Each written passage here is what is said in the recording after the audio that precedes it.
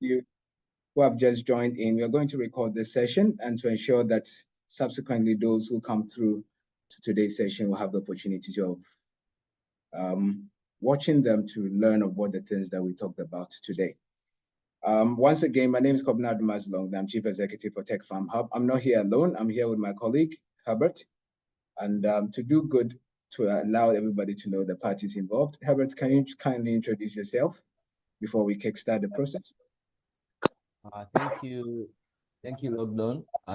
Yeah, as you said, my name's Herbert Muhirwa from Rwanda, and I'm an IT systems engineer from the National Data Center, and I'm here with my colleague, Mr. Jema, also from Rwanda. I can see him. Greetings, Jema, and some other colleagues. Yes, and as you all aware, this meeting is about understanding cybersecurity and the impacts that come with cybersecurity in the IT sector as a whole. So with further ado, not going far, I pass my greetings to Mr. Toro, the founder of CIC. You're most welcome, sir. And as you all aware, Mr. Mike Toro is the founder of CIC. It's an organization that has cybersecurity in cybercrime in USA, Boston University. You're most welcome, Mr. Mike Toro, and other colleagues. You're all most welcome. Allow me now to introduce to you Mr. Mike Toro. But before I introduce Mr. Mike Toro, let Mr. Jema, from the Professor of Cybersecurity in Carnegie Mellon University, have a 1 or 2 words to the colleagues on the platform. You're welcome, Mr. Jema. Yeah, thank you, Dr. Herbert. I hope you can hear me. As I've introduced me, my name is Jema David. I am an assistant professor in cybersecurity at Carnegie Mellon University. Yeah, so I'm very excited for today's talk. And I shared this link with my students, so but maybe few might join. And I hope it's going to be a very insightful discussion. I'm looking forward to it. Thank you, Jema. So now allow me to introduce Mr. Mike Toro to open the meeting. Great. So thank you very much. Before Mike Toro comes on board, let me use the opportunity to call on Frank Bezue. He's the one who has actually worked to bring this whole thing to fruition, especially bringing it to the Africa and Africa diasporas. And let me use the opportunity to call him Sir Frank. I call him Sir Frank, and I believe many of you come to appreciate why I call him Sir Frank. So Sir Frank Bezue, you are from Nigeria Live GIG Ltd and the main coordinator for this platform. Kindly engage with us with the opening remarks. Are you back on?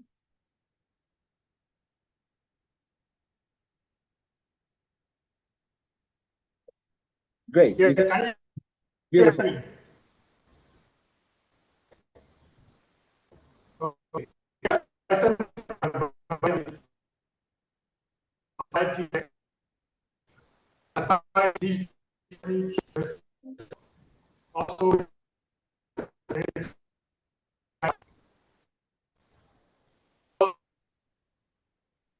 and the obstacles to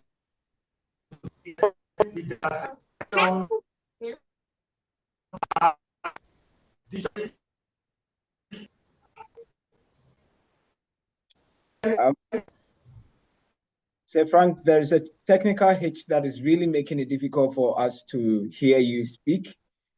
And so if you could readjust yourself so that it's become more audible. At the moment, we're having a lot of feedback from your side.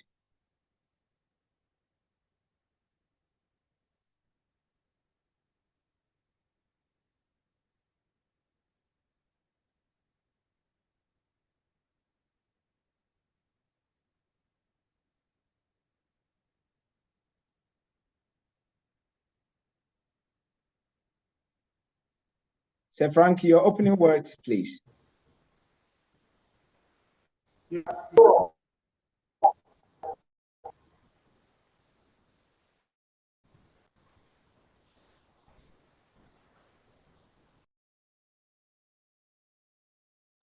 Okay, so I believe that whilst the conversation is going on, we'll definitely have an opportunity to have Sir Frank come through. Let me use this opportunity to call my co-host, Herbert, to introduce Mr. Mike Toro to activate the conversation going forward. Herbert. Yes, sir. Thank you, Longdon. It's a great pleasure to have you all on board, and it's my moment to allow Mr. Mike Toro on board as the head of this whole summit in cyber security and cybercrime. You're most welcome, Mr. Mike, to have a word to the participants, and you're almost welcome. Thank you.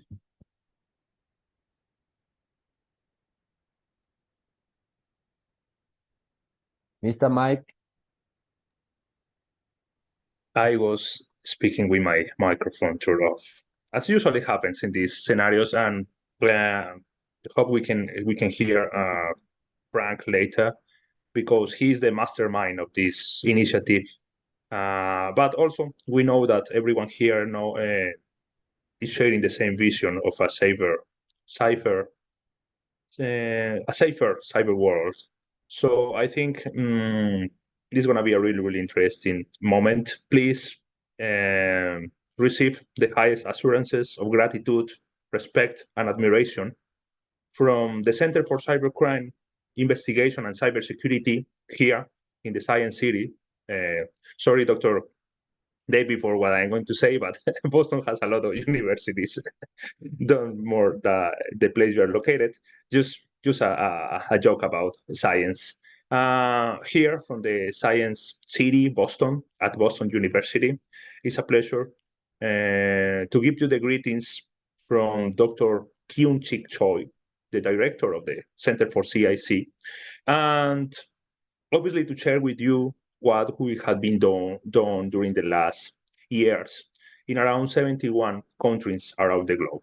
It is so meaningful for us being with you, sharing this first moment in preparation with every single talking with CIC experts, also opening the opportunities which are coming with our training, with our specialized camp in July of this year. Saying this, from the team, from the CIC team, it's a great responsibility to try to help the African diaspora to promote their knowledge. We know that you have such great representatives in different areas of knowledge, but also we know that we face different difficulties. I am from Colombia. I am a lieutenant colonel with 23 years of field work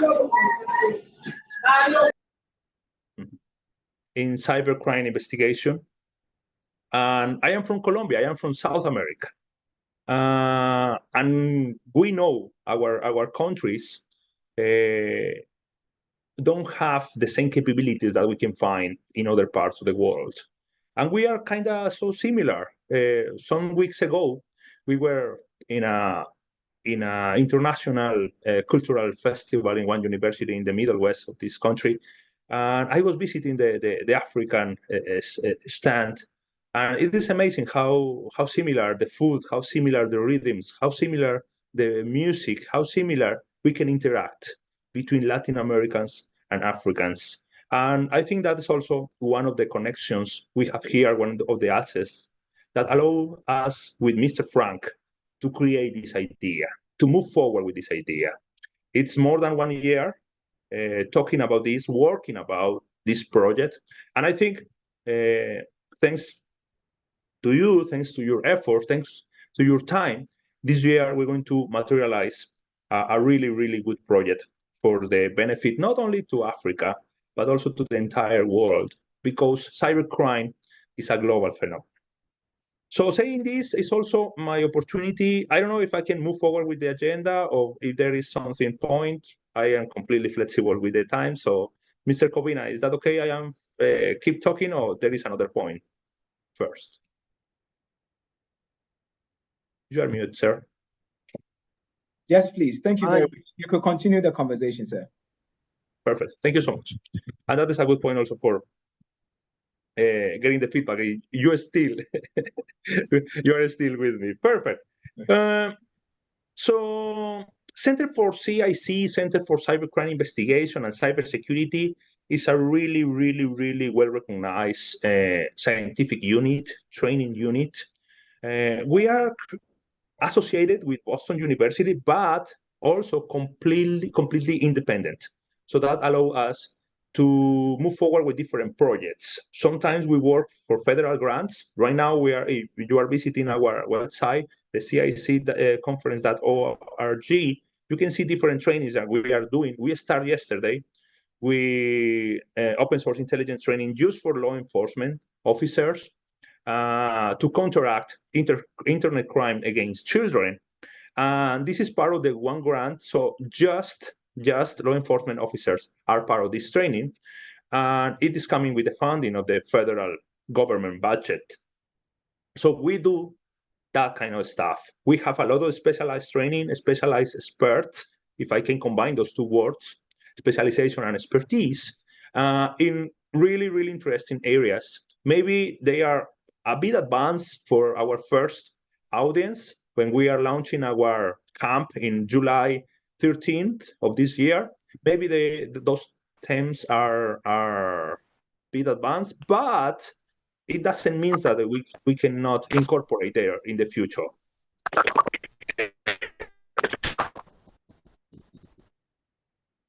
Thank you. Those themes are cryptocurrency investigation, Internet of Things at industrial level forensics.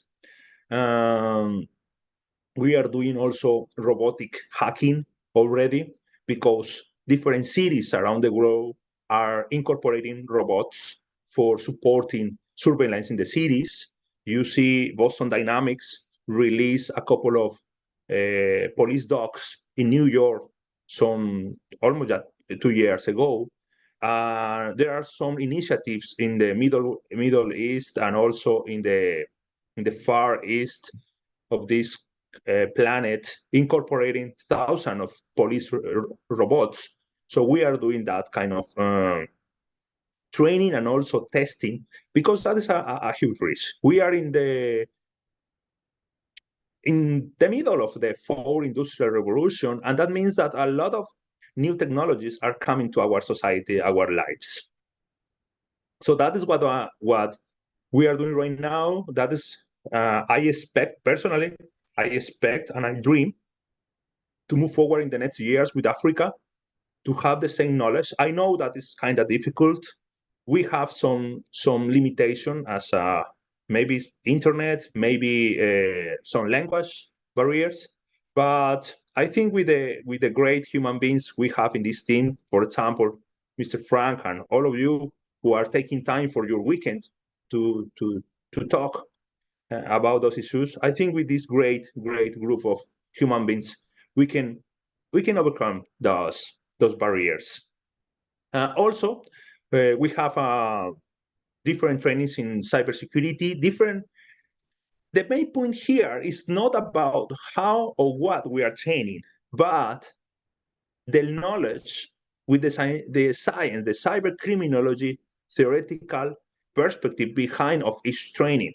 So we develop experiments, we deploy experiments, we follow the scientific methods, and we found specific and practical knowledge, and that knowledge became after training, specialized training for a specialized audience, as I told you before with this ICAC, Internet Crimes Against Children Task Force we are training right now.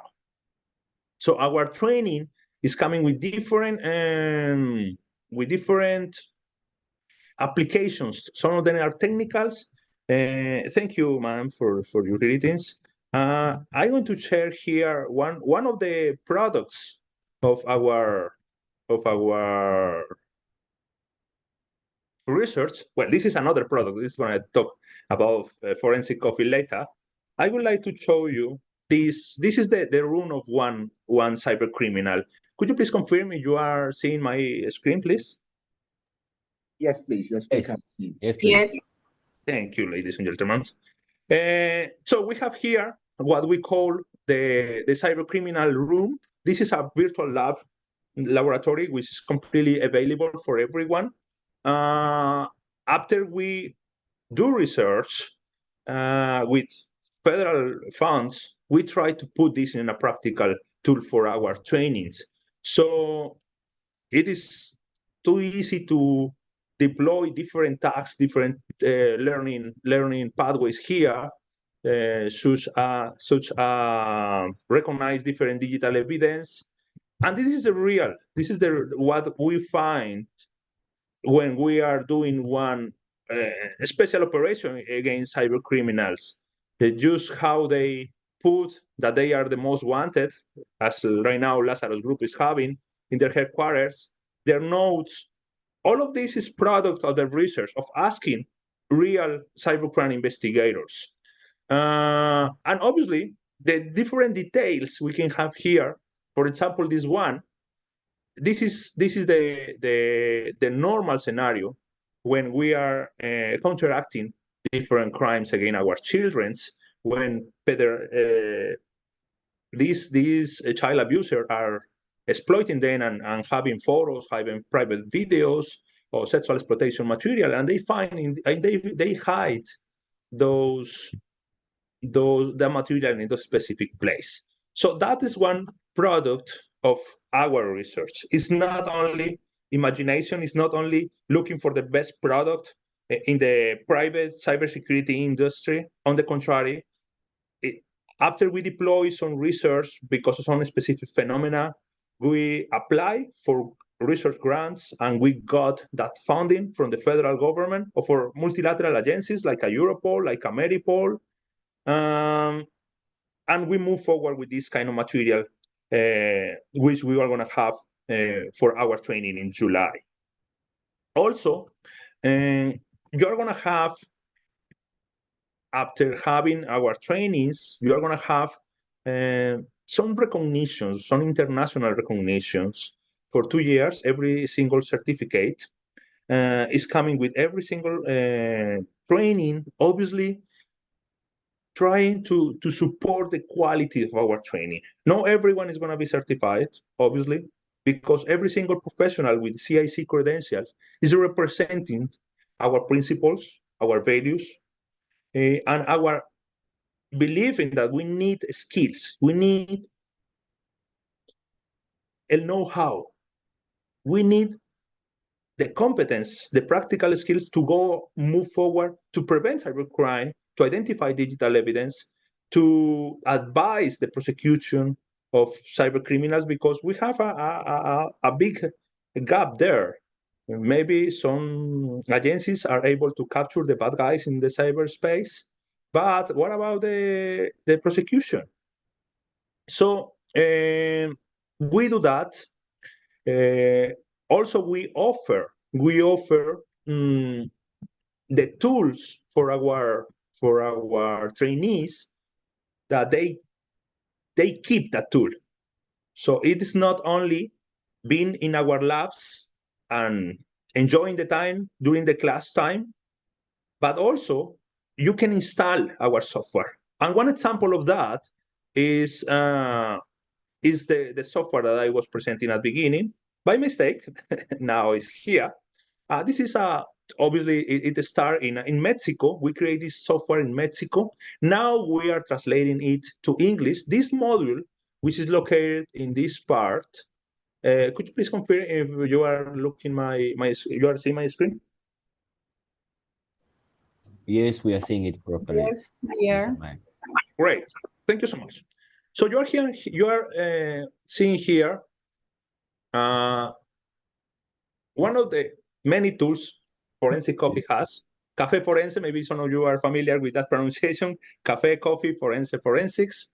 This is one really, really interesting software that our students are going to.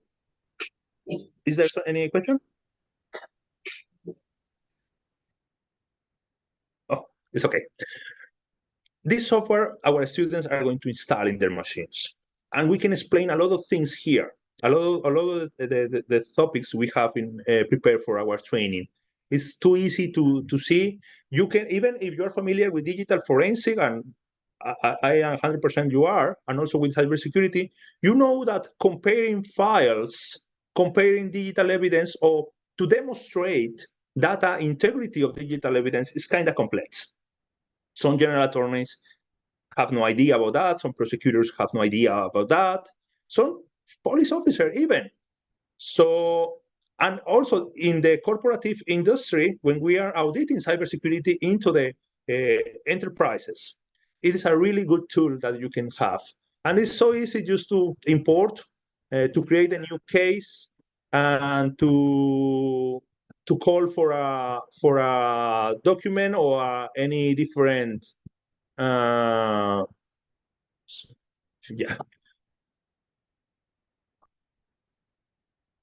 any file, and you can have the signatures, the hashes, all of them just in the same part, this token, and you can compare easily.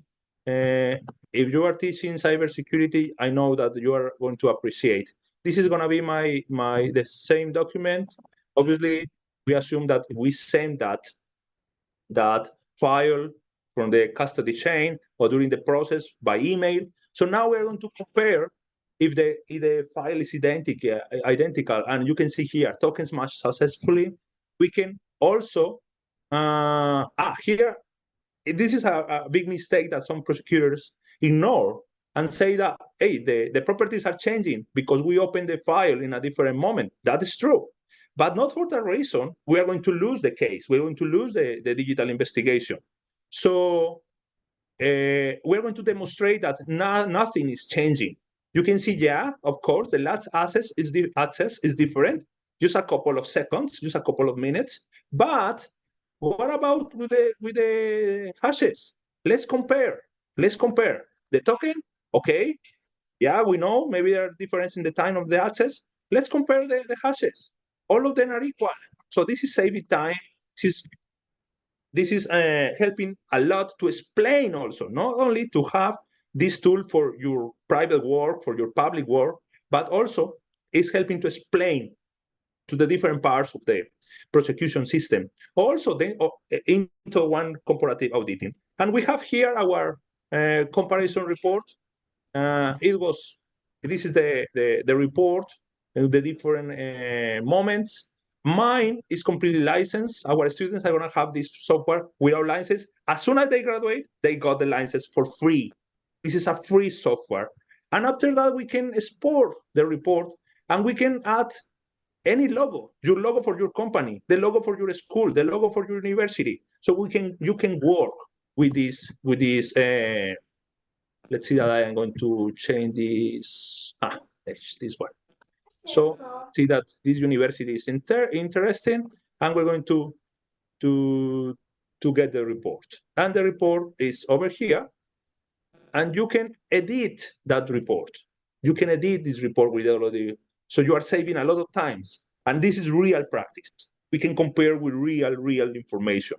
And that is another advantage of what we have in our Center for CIC. So moving with the agenda, as you can see, we believe in integrative pedagogy. That means hands-on activities. It means demonstrations. It means practical skills. We know the Italian philosopher Seneca said some time ago, long is the path to teach through theories, but short and more effective is to teach through examples. And that is what we believe. That is the philosophy of teaching of our Center for CIC. That is our mode of training. We have the advantage of technology, so we can have this kind of encounters anytime. We can easily adapt our schedules. And also, we can facilitate asynchronous activities. So students, maybe they are not able to connect, maybe they are having some problems with the internet. They can enter to our rooms later. They are going to have the same material, the same information. They're going to practice because, as I mentioned before, you can install it. We need more investigators. We need more cybersecurity experts with tools on hands. So that is our belief, and that is our what we do. And also, we have two wonderful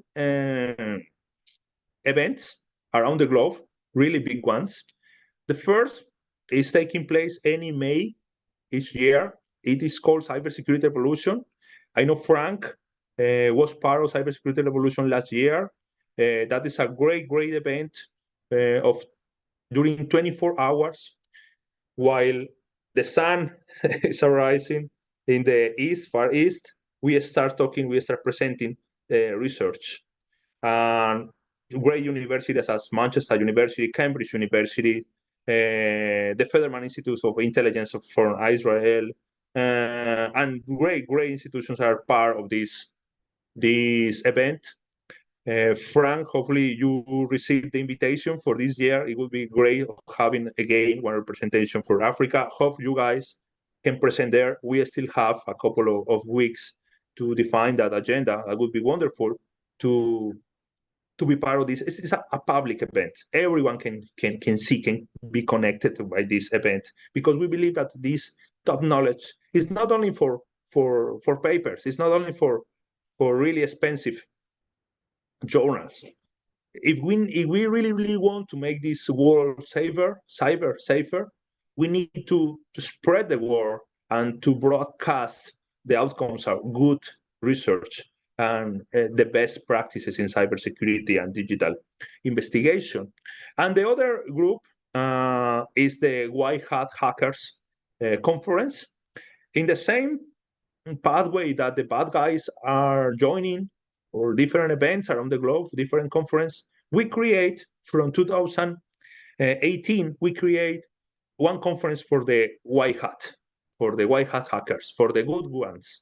The pilot started in my country, in Colombia, in a third world country. It was a complete success. So the federal government of the United States sponsored this conference with $2 million US. Now we are moving to South Korea after having 6 versions of the White Hat Conference. So you are more than welcome to participate. I had been talking with Frank. Frank was negotiating some terms for what can we offer to this great team of human beings here and around the Africa diaspora. Of course, so the Center for CIC is coordinating, and it's completely granted that the teams from Africa are going to have completely support for the hotel, completely support for the food, and there is not entrance fee for you. So if you're going to organize to be part as a team for competing in the Great White Hat Conference, you are more than welcome. The requirement is just teams of 3 persons. Those 3 members of the team, one should be a forensic investigator, digital forensic. One should be really good explaining reports, like one lawyer, maybe someone familiar with prosecution process, or defending or debating ideas from the report you're going to have. And the other person maybe can be specialized in IoT, in forensic of things, or maybe mobile forensics. So those brands specializing in forensics are welcome. This year, yes, go ahead, please.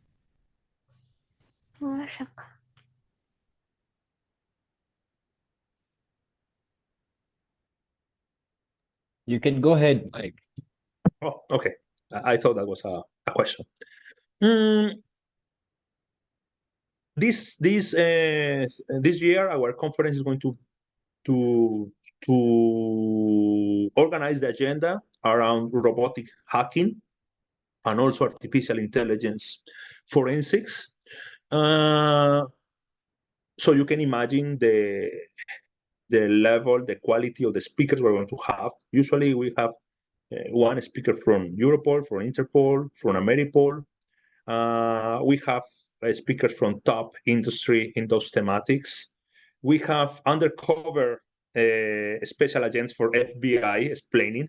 You are not going to see their faces. They ask for protecting their identity, but they are explaining real cases. 2 years ago, when we have the cryptocurrency thematic or theme in our conference, there was a FBI special agent explaining how to create one unit to censor cryptocurrency. And I think that is wonderful for any profession right now, because everything is moving to crypto markets. Everything is moving to crypto economies. And that is a huge threat that we are facing in this 4th industrial revolution. So that is like the summary of a lot of work for people that we believe in building up bridges of knowledge to support other countries, to open the opportunities to other masterminds, as Frank, as all of you who are in this talking. We are going to have a really nice training in July, introducing AI deepfake forensics, network forensics, computer forensics, talking about blockchain. It is more than necessary, cryptocurrency tracking, cloud forensics, mobile forensics, and other applications. We know that there are 3 main brands of digital forensics. The traditional, that we talk just with operative systems. The reverse, what we do when we are doing some hacking. And the last one is the reconstructive. And that is happening with anti-forensic techniques are applying for cyber criminals. And that applies in the different scenarios. So it is going to be really, really great talking about what we know about digital forensics, to learn from you as well, because each experience is contributing to building up our programs. If we see the first program that we developed a couple of decades about ethical hacking, and we see what we have now for the different pen testing of websites, we can see the difference. And all of the improvements are coming with interaction with our attendees, with the participants of our events. So thank you so much for your attentions. But beyond of saying thanks, please receive our commitment. Please receive the word of someone who was serving to the public for more than 23 years and still believe in creating cyber networks, in create social cohesion, even in digital landscapes, and that is possible. So if you have any question, if you have any comment, or you would like to add something to this interesting, well, for me it's a morning, I know for you it's an afternoon, so it's more than welcome. Brilliant presentation. Thank you very much. I want to get the portfolio right. Is it Lieutenant Colonel Mike Toro or Colonel Mike Toro? Lieutenant Colonel, yeah. No, please, just call me Mike. Just call me Mike, please. Okay, Mike, thank you very much. Thank you. It's a conversation for all of us. We wanted to have this as an interactive platform, an information session where we will learn and also have the chance to ask questions. And of course, make comments. It's not all about questions. I do believe that I see Prof. Gemma David here. He comes from a very solid background with cybersecurity. I sure do believe that once Frank is around as well, there are many other people coming from the background. I have a question for you, Mike, and then I'm sure that could trigger other people to bring other ones up. We made mention that we would like to deal with law enforcement professionals. Now, for a typical law enforcement professional who perhaps know other options of cybersecurity platforms, how unique is this particular one that CIC is presenting? And what are the highlights that you say that for this reason they should join this particular one? Thank you. Great question, Mr. Kobina. That is great. And that scenario is not only with law enforcement, it's with each profession. We are facing digital interaction every single second of our lives now. we are connecting with what phone, we are connecting with different kind of technologies, sensors when we are entering to one building, one public facility. So what we try to do is first to demonstrate that there is something else, to try to create that awareness, showing there that we have tools, that we have, we are bringing to them an easy way to get familiar with this phenomena. So I think to create like a one comfort zone, one familiar zone, is the most important approach when we are facing those audiences which maybe are far from the technical knowledge, the expertise we need. So getting those familiar environments, I think has worked, is working right now. We have different cases, real operations with real law enforcement that they start doing zero and they start applying good practices in cybersecurity. And they start collecting digital evidence, and they start doing the first digital forensic copy. And when we put the software on their hands and they start doing a forensic copy, and they say, hey, this is not complicated. It is not like I thought in the past. So with that movement, I think we are solving that scenario. Obviously, it is important also to recognize the different roles in our society. Sometimes some investigators, they have the best intentions to do their job, but sometimes they don't have the recognition, they don't have the support. So they don't have the resources also to buy these kind of tools. I am not talking about FBI, I'm not talking about the Colombian National Police, I am talking about local, which are facing the real scenarios of cybercrime victimization.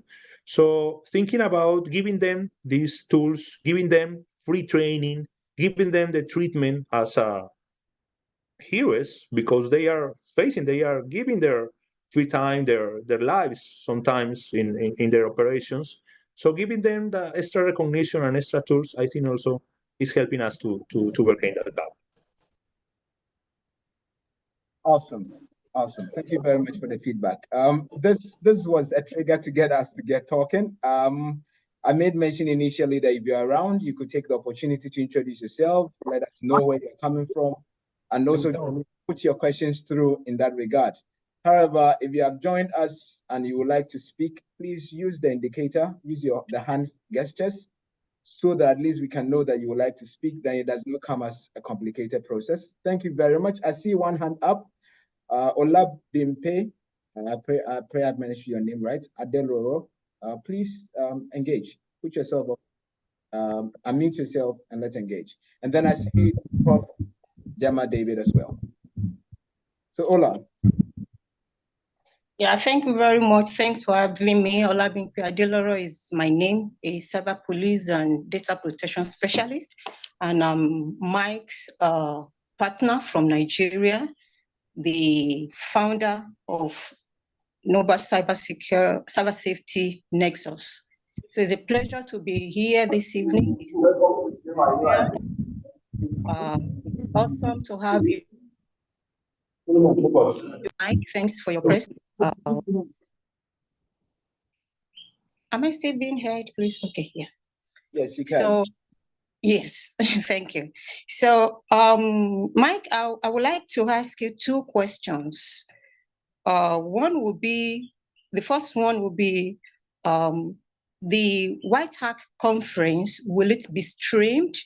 Let's say one cannot make it physically to the conference, would it be streamed for participants virtually? That would be one question. And my second one will be, could you please tell us more about digital forensic? Because for my group, for my community coming from Nigeria, our focus with our interest in you guys in CIC is actually digital forensic. If we can get more, that would be awesome. But our focus is at the moment on digital forensic. So the community would love to know what are the different areas of digital forensic courses you offer? What does each of them entail? What is the prerequisite to be a participant or a student on each of these courses? So we would love to know if you don't find, Mike. Great. Thank you so much for your questions. Of course, the two conferences are completely public, so they are going to be streaming by our YouTube channel. Our YouTube channel from the Center for CIC, YouTube/Center for CIC, that is our YouTube channel. Please subscribe and activate the bell to have those notifications about when the conference is active. And this is a 2 days conference. For the hackers team, competition is 3 years because they start competing 1 year before 3 days. They start competing one day before the official agenda starts. For Cybersecurity Revolution as well, it is public. It is transmitted by Discord channel, but I'm going to copy here the website, serprep.org. That is in the, as soon as the agenda is going to be public, you are going to be available to see the transmission directly in that website. Obviously, it is kind of impossible to be in the different continents that we involve in this, in the greatest, in the longest, in the biggest scientific conference about cybersecurity. Hope I answered the first question with that, and with your permission, I will move to the second one. Well, digital forensic is a beautiful brand. It's not only related with cybercrime investigation. Right now, any kind of deviant behavior is having one tool, one phone. For example, for traditional fraud right now, or even for solving street crimes, we can deploy digital forensics to collect digital evidence for chats, for networks, for artifacts, which are located in servers, which are located in applications, which are located in the fog area. We know when we have autonomous car or those cars with a lot of functionalities assisted by technology, they have one connection with internet, and they have their own computer brains for saying something. So there is like that fog, that distance between the cloud, between the internet, and between the device, between the car. So also we can recover information about the location of one person, or who was driving the car, or who was into the car, by collecting that data in the fog. Also, it is not about a cybercrime. It is about traditional security policies or information security policies, when we can apply digital forensic to collect the location of one person who was using one device, or who was using some elements for the company. So digital forensic is handling digital evidence, is protecting digital evidence in the different scenarios that we are interacting with technology. And also, digital forensic is moving also with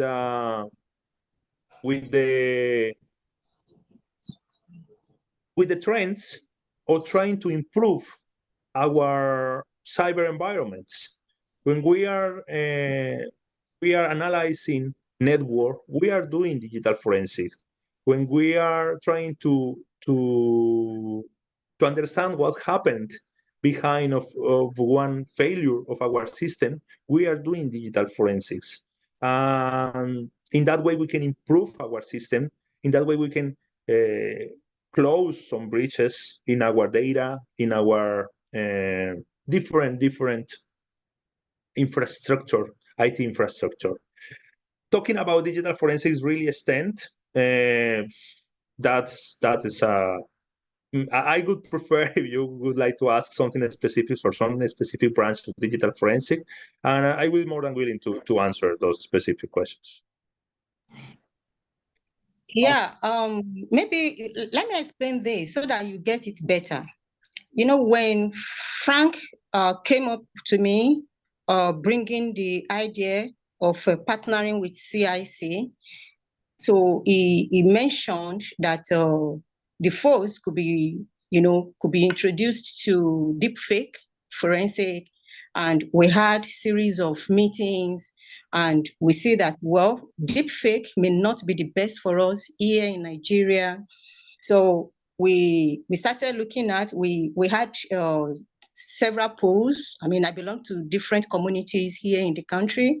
So from each of these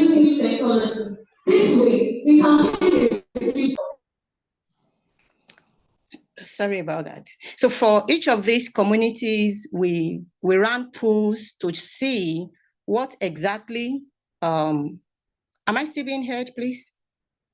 Sure. Yes. Awesome. So we ran different polls to see what exactly will be in the best interest of our people here in Nigeria. I mean, Frank and I did not just want to go ahead and impose something on the friends here. So, but our research shows that different communities has different results. So engaging with a few of the friends, so we see that, okay, it's like we don't really understand each of these aspects of digital forensic. And that's what we want you to do, if you don't mind. So what are these, what is each of these digital forensic? What do they entail? So that when we come back, then as a community, we can, when we are well informed about what each of these aspects of the forensics is all about, then we can take an informed decision as a community and be like, okay, this is exactly what we want. Is it mobile forensic we want to do? Is it deep fake? So we want our decision to be based on experts' explanation of what each of the aspects of this digital forensic entails. I don't know if that makes sense. Okay, so before Mike, you come on board, I think I see Franco here, and probably Frank will make an input before Mike does. So, yes. Can you hear me? We can hear you. I think it works yes, without. I wanted just to. Okay, I wanted just to explain her question, which she has explained at the end. I think, Mike, what she's saying is that we have blockchain forensics, we have cryptocurrency forensics, we have a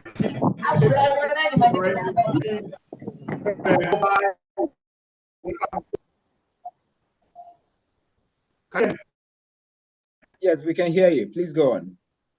Can you hear me? We can hear you. Okay, yes, Mike, what she says is that yes, what the community says is that they wanted to understand the various branches, like crypto and blockchain forensic, what is it all about? When you talk about deepfake forensic, what is it all about? When you talk about mobile forensic, what is it all about? Application forensic. So they wanted to know the different branches, just a brief introduction. So at the end, they will decide which one they feel they will enroll for.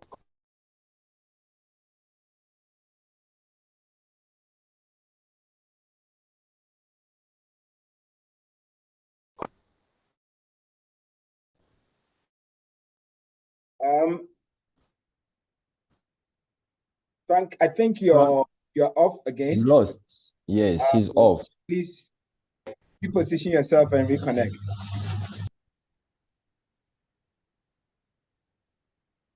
Frank, you're off. We can't hear you. In the meantime, I see Adeloro's hand still up. I don't know if you're doing a follow-up before Mike comes on. Yes, exactly. I think Mike, Frank is simply stating what we need to know as a community. I mean, some of the community members are here, and that is why they are here. So for each of these aspects of digital forensic, what does it entail? I mean, if you could briefly go around each of them, then we can know as a community, okay, what do we want to? Are we going for everything? Which one comes first? Which one comes later? and like that. That's what he was trying to say. We had that conversation again and again before now, and that was one of the reasons why we initiated this webinar. This webinar for us is to have that education about what the digital forensic is all about, what CIC has to offer us, and what each of them entails, and know what to do going forward.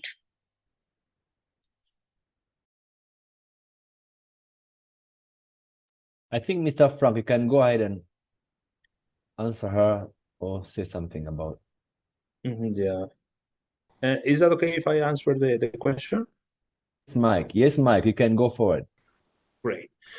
Yeah, I understand better the approach of your question. I think so. Well, yeah, I think we have three elements here. First, and the most important, is Center for CIC is not asking to you to offer our portfolio.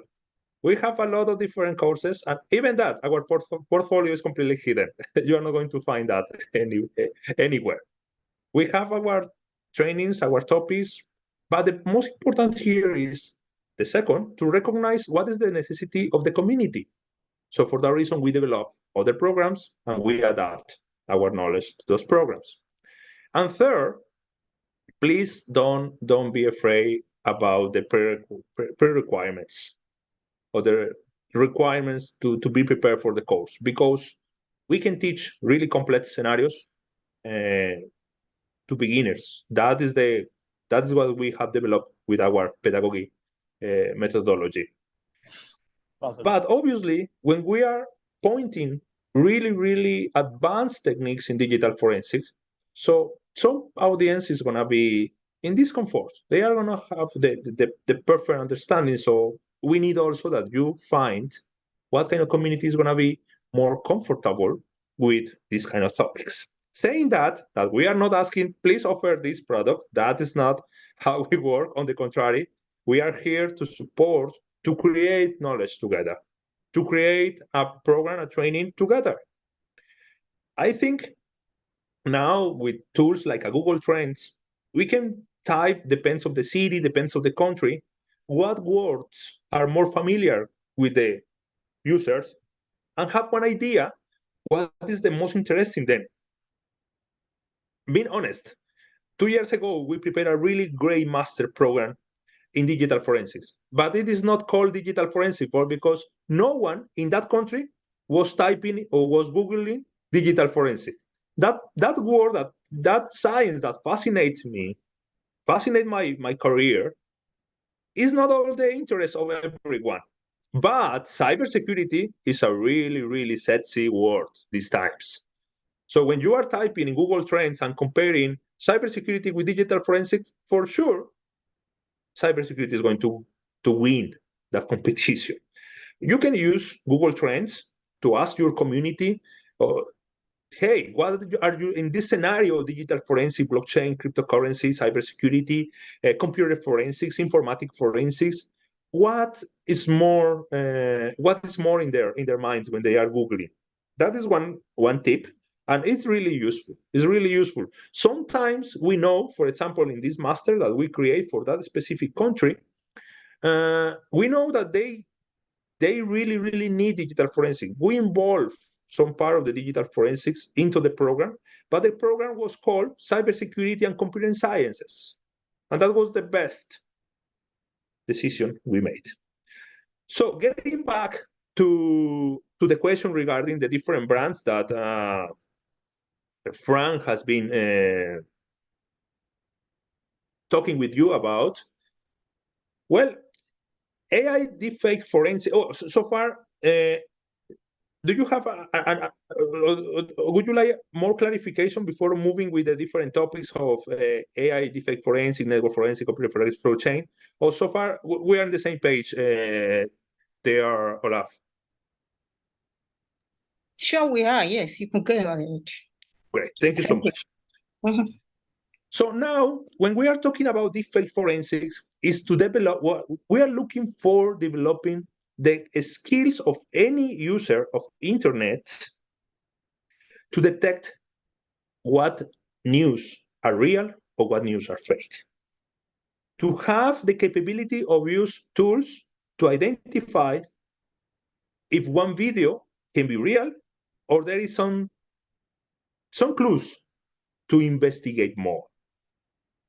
So that is the main point we are talking about deepfake forensics, to try to argue, to look for the truth, to prevent being intoxicated by fake news, by deepfakes. That is the goal of that first scenario.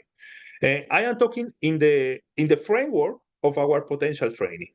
So that is what we are proposing we would like to do. After, or what we would like that one student or one graduate of our program has at the end of this training, if we decide to move forward with that topic. As I said before, it is not what we are offering to you, hey, please offer this to everyone. No.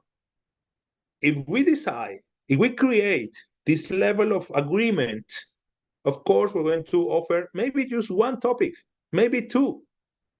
If we are a dreamer, we are dreamers, maybe 3 topics, because it's too much, too many, and too much knowledge here, too much information.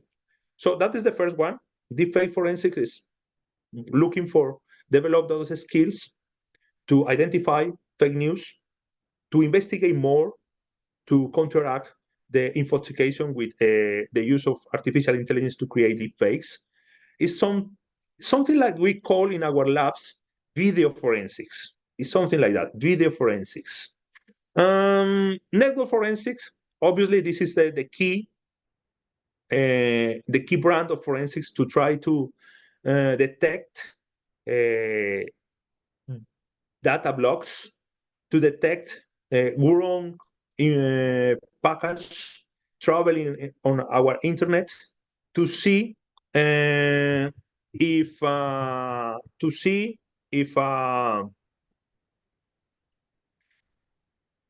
one port, the setup of our firewalls is vulnerable or not, and to try to detect.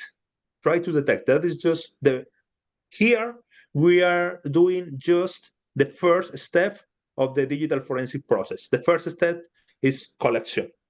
The second step is extraction. The third is analysis. And the fourth is documenting. Obviously, documenting is all the time involved in the process because we are doing reports all the time. But here is collecting our main focus. Yes, sir? Sorry, okay. When we are talking computer forensics, I think this is the traditional, the basic one, to know the principles of digital forensics based on traditional operative systems. That applies for computers, that applies for servers. When we are talking about blockchain and cryptocurrency forensics, that is tracking crypto wallets to identify which cryptocurrencies are less anonymous and what procedures and what tools we can use to track financial transactions using cryptos. It involves also investigations with non-fungible tokens, digital assets. We have also the laboratories to do that, with NFT transaction, because we know that some digital art pieces are being stolen, and we need to investigate that. I don't know if that is the scenario of Africa, but please think about our countries in South America, in Africa. We have really creative guys, really good artists. Maybe they are creating non-fungible tokens, maybe. And maybe they are in the market already. And maybe there are some investigations. Maybe that needs a couple of years to mature as idea of a market for our countries. Yeah, completely right. Next step, cloud forensics. You know that now almost the 90% of the companies are not purchasing proper infrastructure anymore, are trusting using cloud forensics in cloud infrastructure. So it is important to have the capabilities to detect, to know how to find digital evidence when we are facing those infrastructures. It means that in teleworking scenarios, some of the information is in the cloud, so we need to understand how to protect the digital evidence there, and that is what cloud forensics is about. Finally, mobile forensics. This is phone. This is phones. How to collect information, how to preserve information from phones. We know that there are a lot of message applications. We use a lot of WhatsApp, Trima, Signal, Telegram. So beyond of emails, we have a lot of information in our mobile application. So that is about mobile forensics. We have this tool that I showed you, Café Forensic or Forensics Coffee. It has one module to do digital mobile forensics for Android team, for Android devices. In South America, is the most common system, mobile operating system. And if you choose that line of training, we can offer also that. That is in Spanish, but we can do the effort to translate it to English, or maybe we can translate together to other languages if that is the interest, and you have more Android than iPhone or iOS devices. And finally, application forensics, it is coming with it is more like a reversing forensics, try to identify when one application, one website was victim of one cyber attack, one intrusion, to see how weak it was, or on the contrary, what was the procedure of the cyber criminals behind of that attack, specifically doing with a website, with app, doing with maybe also with other applications. We have a really bad case last December when some cyber criminals were doing fake credits, fake loans, micro loans, and they use some mobile applications to get into the devices of the victims and to steal all of the information, all of the contacts. And after that, they proceed with some kind of extortion and blackmailing. So in that time, when we are facing that the cyber criminals or traditional criminals are using specific mobile applications, we need to do forensic directly to those applications to know how they operate. It's like a reversing engineer. I don't know there if I answer your question enough. I am more than willing to keep talking about this. Oh yeah, you did amazingly well. Thank you. Maybe I will need to talk with Frank later more about this, because from the look of things, it's like actually we will need most of this stuff. And since you can develop the curriculum in such a way that it could be peculiar to individuals' needs, our need in Nigeria is we will want a curriculum that can incorporate all of this, if possible. If not all, I could list some, because I mean that's why we had issue in the communities. There is none aspect of this that the pool did not address. Okay, we have many voting. It's just that in some of the communities, we have more votes for this than that. But it became very difficult because Frank needed me to see what exactly do we need in Nigeria. And that was difficult for me because each community, the numbers of votes we have, it's like it's cut across all of this. So we will talk more. I will let Frank know. Definitely, my community will need a kind of curriculum that incorporates all of this, if possible. Great. Yeah, completely agree. Please think about this. It is impossible to make everyone happy. It is impossible. There are going to be some small communities looking for something different. But for data science, for big data, and for the hope of the humankind, please let's move with the majority. And that is totally fine. Because maybe right now we know some communities with extreme poverty, but our human civilization is moving in the middle with better economies. So the majority is having a good time right now compared with the old ancient centuries. Maybe we're going to have some small communities that they are thinking about the different branches of digital forensics, but we can start with the majority. And obviously, we can incorporate those who are outsiders of that majority and create a special program for them. That is also totally fine. Just let's start with one program this year. We are going to see how everything is involved. We are going to assess. That is more than necessary to evaluate, to assess from the beginning to the end and beyond of that. And of course, we're going to find the proper programs. Each program is going to evolve, is going to involve more topics or involve more communities, for sure.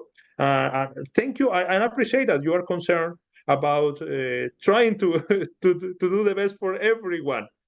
But we can do the best for the majority and with the respect of the outsiders, move forward with other steps.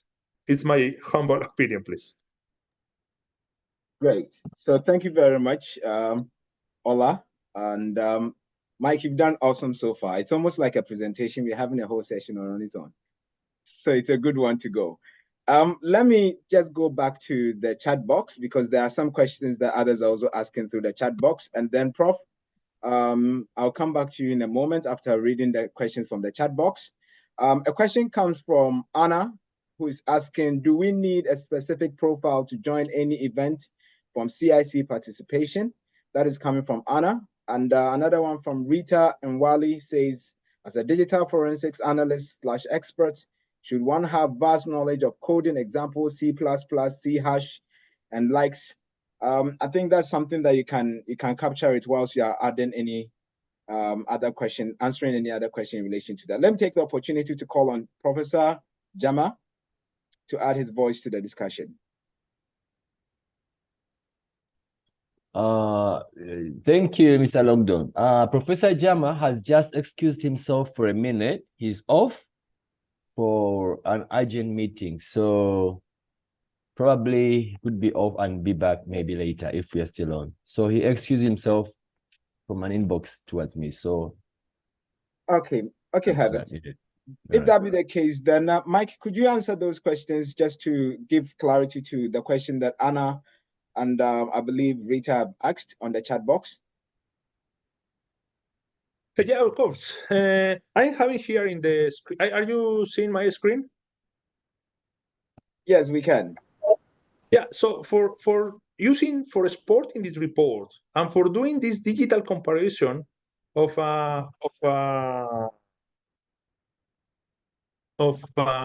files, you didn't need any programming skills. The tool is made for any kind of profession. One lawyer needs to compare digital files. One psychology, maybe one medical, one doctor, one professional of economy may need to compare digital files. So this is the sample that you don't need any coding for get involved in digital forensics, and that is the future right now with generative artificial intelligence. Everyone is going to be programmer without knowing nothing about coding because we have the tools. We have the tools for don't be worried about knowing or not about coding. Sometimes when you are facing really complex digital forensic or cybercrime investigation or digital investigation, having some knowledge about databases is great, but that comes with the time. And now the tools just offer us different functionalities to find for keywords. So we can save a lot of time for that. So that is answering the second question regarding the requirements. Could you please remind me what was the first question from Anna, please? The first one from Anna says, do we need any specific profile to join any event from CIC? Okay, no, just maybe you are gonna get lost in some of the topics when they are talking about robotic operation systems, but you don't need any prerequisite to see the conference to be part of the conference. And on the contrary, we know that in the past, the pedagogy evolved saying that we need some pre-requirement knowledge, and the theoretical background was everyone was with an empty brain when it came to the class. But that never happens. Every one of us has some knowledge, some idea what is happening in the world because of technology, because of internet. So, and it is happening. We the creator of forensic, the software, the forensic coffee, he's not a programmer. He's just a criminologist. But he had the idea. He had the vision of creating a tool, and he created. So in the same thing, you can came to our conferences, maybe with not a lot of knowledge, but you can connect with the topics we are talking there. And why not? Maybe you are going to be the first, the next one cyber criminologist part of the Center for CIC, or then the new creator of a one tool for your country. So there is not any requirement for our SecRef cybersecurity conference in May 20th, or for White Hat conference on June 28th. Great. And I'm so sorry, but my time is kind of tight right now. Great. So we are actually coming to a close for all this discussion. I believe that there are specifics that, with the aid of Frank's support, we should be able to touch base with you and facilitate those conversations. We want to say a big thank you to you, Mike Toro. I like your simplicity. From this side of the world I come from, people don't leave their titles behind. So I must admit that I like your simplicity. However, we want to say a big thank you to everyone else who have joined this session from Rwanda, from Nigeria, and from Ghana, my home host country. Thank you all very much for joining the session. We are looking to build a community going forward. This is an opportunity to transform Africa and make a bigger impact across board. And of course, from Brazil. Of course, obrigado.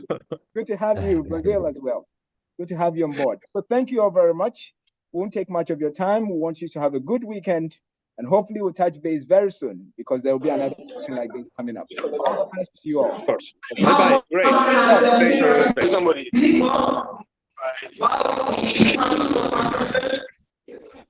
Thank you. Guys, it's Mike.